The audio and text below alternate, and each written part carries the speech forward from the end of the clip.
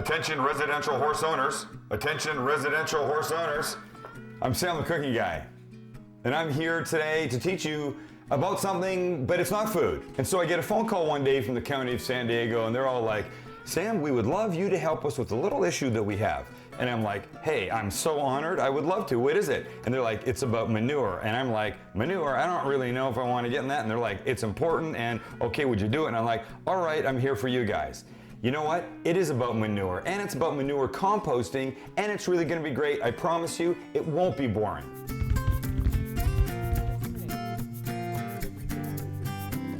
Look, I don't need to tell you how gorgeous horses are. They're beautiful, they're majestic, they're magnificent even.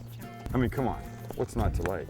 But the reality is, with everything good, there's a little not so good. And the not so good in this case is the manure. Don't take that personally, okay? Seriously. An average size horse will drop between 8 and 10 tons of manure a year. 8 and 10 tons. I mean, for God's sakes, that's like 50 pounds a day. And here's the thing, you've got to deal with all that manure. You might not want to, but you have to deal with all that manure. Once again, please don't take it personally. Here's an interesting fact. San Diego County has the second largest amount of horses in the entire state. What's number one? You want to know? That would be Riverside County.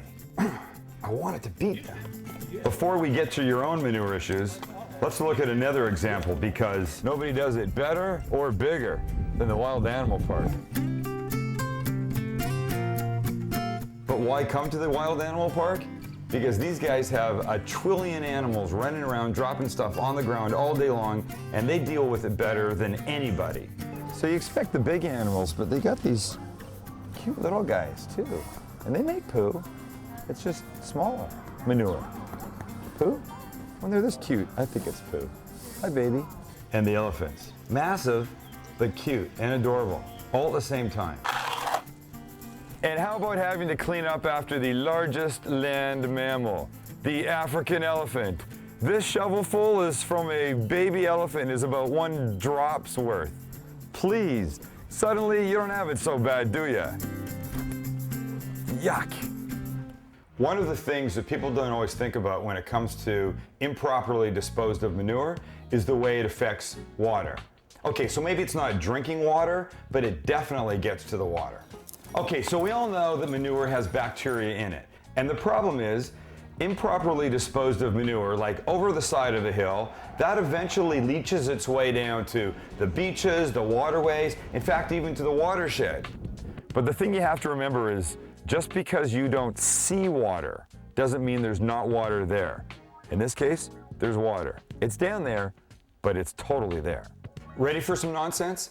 All of the watersheds in San Diego have shown higher levels of bacteria than the state allows. Higher levels than the state allows. That's messed up. I think people just don't realize that pretty much no matter where they throw the manure, it's going to work its way to a body of water. Can you imagine this incredibly beautiful, serene location being ruined by manure? Please. It's terrible. Let's recap. We know you've got lots of manure. That's a given.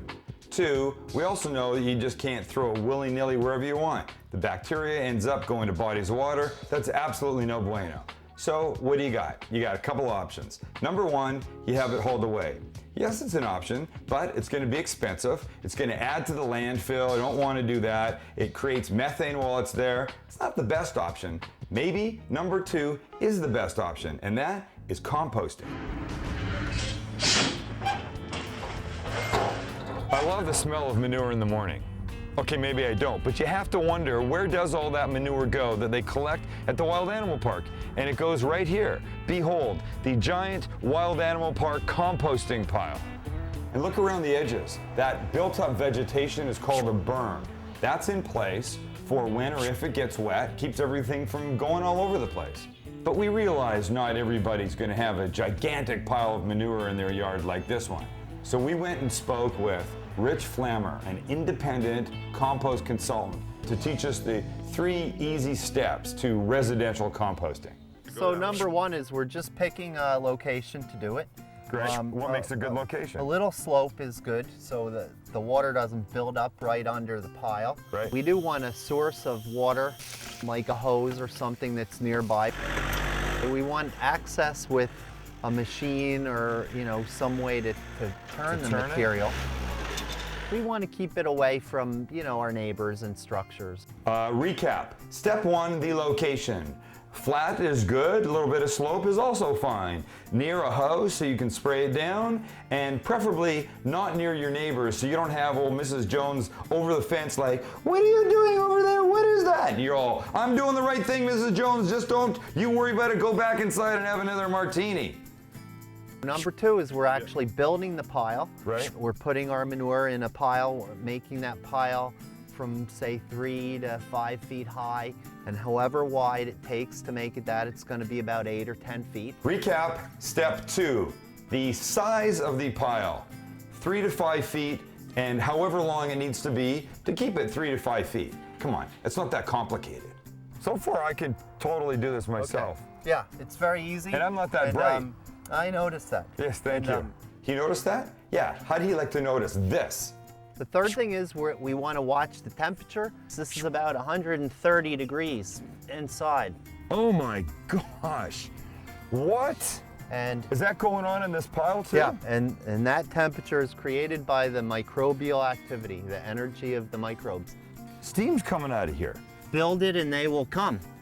Or build it and it will get hot like crazy and then break down. This gigantic thermometer here is for knowing what the internal temperature of the pile is? Right. There's good microbes and there's bad ones, and we know Salmonella and E. coli are ones that can cause health problems. These microbes create high enough temperatures to kill those. And then once a week we want to turn it with your tractor to expose the outside material to the inner core and also to provide oxygen to aerate the pile. You ever make like a mushroom soup? If you let it sit for a long time, it gets that skin on the top. We don't want that. We want all that.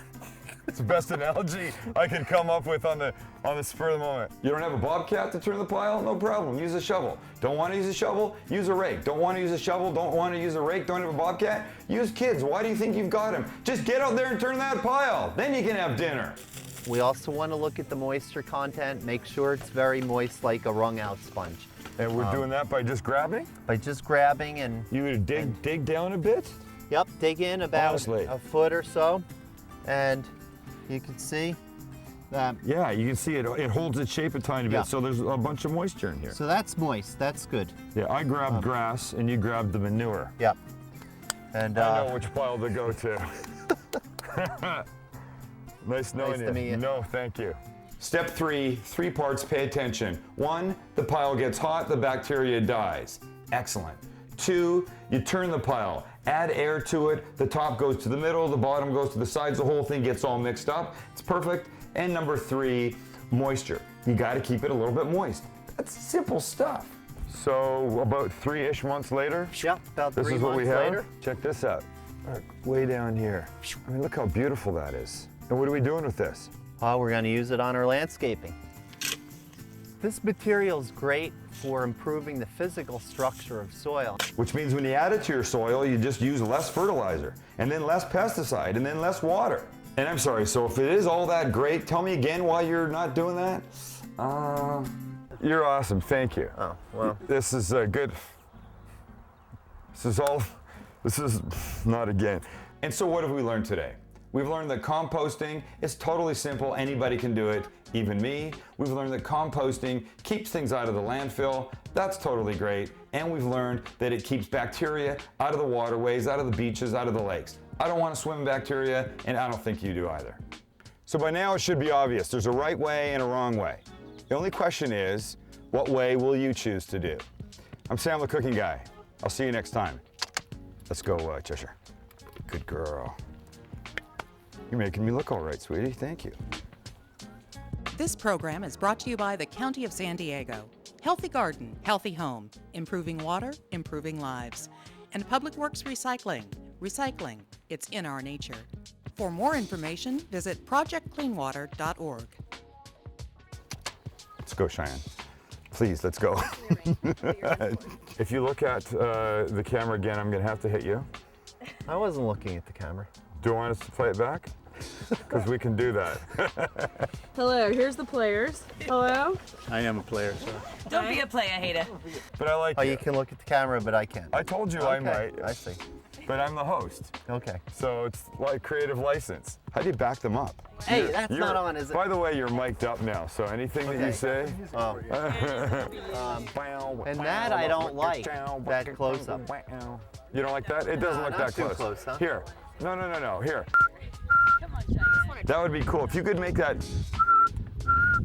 noise and they would back up. You got releases signed by this weirdo crowd over here?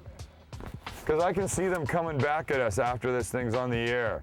We've learned that composting is, I forgot the line, hold on, is, wait. Oh, it's easy, sorry.